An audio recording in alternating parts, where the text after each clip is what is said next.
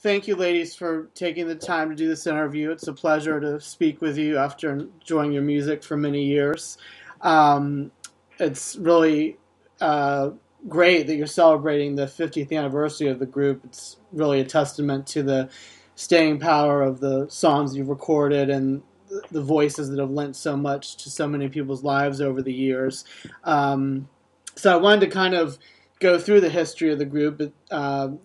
You guys have quite an interesting history with a lot of different people that have been players in the story and different labels and styles of music that you've covered. So I wanted to start with the very beginnings of the group. Were actually with Fayette Pinckney, Shirley Porter, and Linda Turner, I believe, around 1963. And if I'm correct, they were sort of discovered by a songwriter and producer named Richard Barrett, who I believe had worked with some groups like the Chantels and Little Anthony and the Imperials. I know that you two weren't part of that very first recording, I think, but with G Baby, I'm Sorry, and kind of those beginnings of the group, what do you know about how the group started and like what was the premise of them getting together and kind of starting the 3 Degrees? In 1963, Fayette, Shirley, and Linda went to the same school, which was Overbrook High School in Philadelphia, and they started their group then. It was under another name.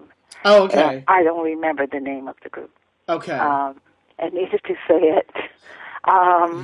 And they were introduced to Richard Barrett, and when they were introduced to Richard Barrett, the name was changed to the 3 Degrees. Okay. Shortly after that, Linda and Shirley left, and then it was Fayette Pinckney, myself, and Janet Harmon. Okay. So how did you actually come into the group? Did you have a history in music growing up there in Philly, or was it just by chance, or what do you remember about your coming into the group? I was introduced to Richard by a high school teacher, Sheila Ferguson, and myself. Were introduced to him because we heard that there was, that this person wanted to start a group. Mm-hmm. And so Sheila and I both went for the audition.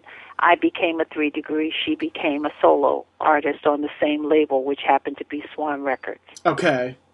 And from what I understand, you guys kind of helped each other out. Like the 3 Degrees would back correct. her up, and she would occasionally come in on your sessions.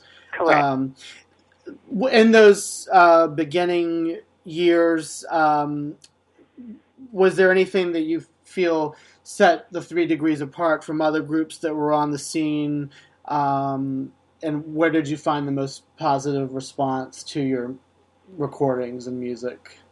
Well, the objective of the group was to not be exactly like the Supremes, okay, where you had one lead singer and 2 background singers. Okay. So we kind of, and still do, switch around with lead vocals, depending on who sounds best singing whatever. Okay.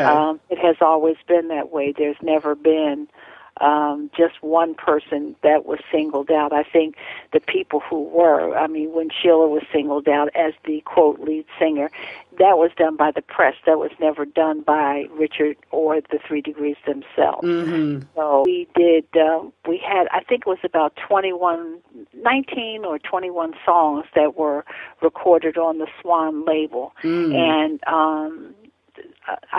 they were more on the East Coast level, not so much, going anywhere else, because we were all still in school, for one. We're not allowed to really do too much during the weekdays, and right. So any shows that we did were on the weekends. Then after I left in 1966 to have a family, and Sheila was the most obvious person to step in there because she knew all the songs, all the routines, et cetera, so that's how she became a 3 Degree. I know a few years later you ended up having your first big national hit with Maybe, but originally that was one that you recorded before you first left, I think. Were you on the original recording of that as well? Yes. And that, now, maybe you can clarify for me, was that a song originally that had been done by the Chantels, or who had done that originally? The Chantels. Okay.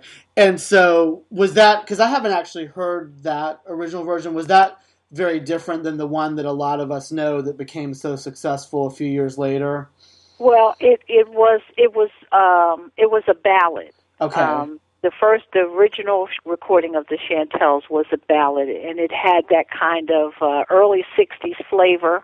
Okay. Well, '50s, '60s, Right. and and it was quite successful for them. And Richard Barrett actually wrote the song. Okay. Okay.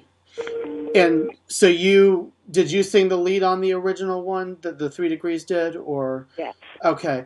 I guess one part I was thinking of, because there's a lot of dialogue, which is very interesting, and the one that became very famous a few years later, was that part of the original version that you did as No, well? that was Valerie. That's when Valerie came into the group. Okay. So you left, as you said, and I think then Janet Harmon left shortly thereafter, and Sheila was coming in, and Valerie, you were coming into the group, I think, around the same time. Valerie, how did you actually come to meet up with the group and become a part of the outfit? They had been performing up and along the East Coast, and had been in Boston for quite some time. Okay. Sonia had joined the group by this point. Okay. So the lineup would have been Fayette, Sheila, and Sonia.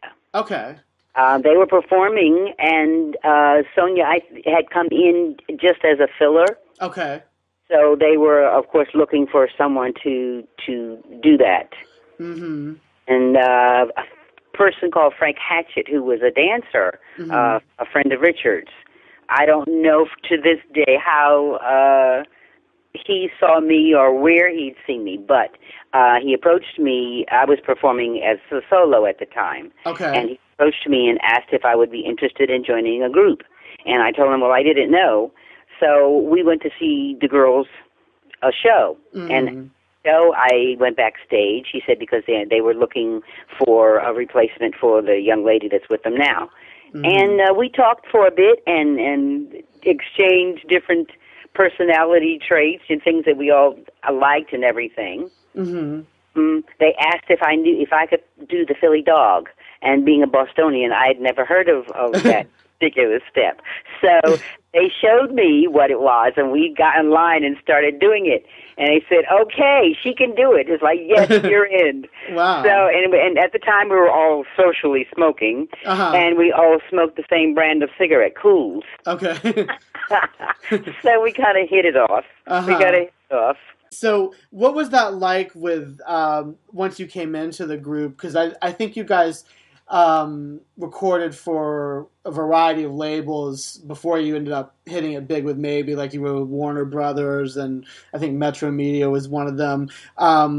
What was that experience like for you, being in a group and kind of, I guess, the business side of being on these different labels and that kind of thing?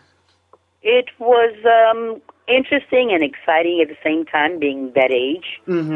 It was good because I now had two partners in arms, and being out there by myself, so I felt a bit more comfortable. It was exciting because of all the things that we would do. It was a constant rehearsal going, which is why the precision and the blend and everything with the group was so, I guess, tight at that particular time. We cohabitated in one room. It was a concentrated effort, and we were all of like-minded. So yeah, all the things that, like the different labels and everything, it was interesting getting the songs for recording and sitting down and formulating the harmonies and working on those things, trying to make it as best as great as we could, because you always had to answer to Richard who would listen to it and tell you whether or not it sounded like a bunch of cats on a fence meowing, or, you need to go back and rethink this again. He'd never tell you exactly what to, but when you came up with it and you offered it to him and it was okay, then you knew, all right. It was, yeah. So he would let you know if something was missing. Yeah.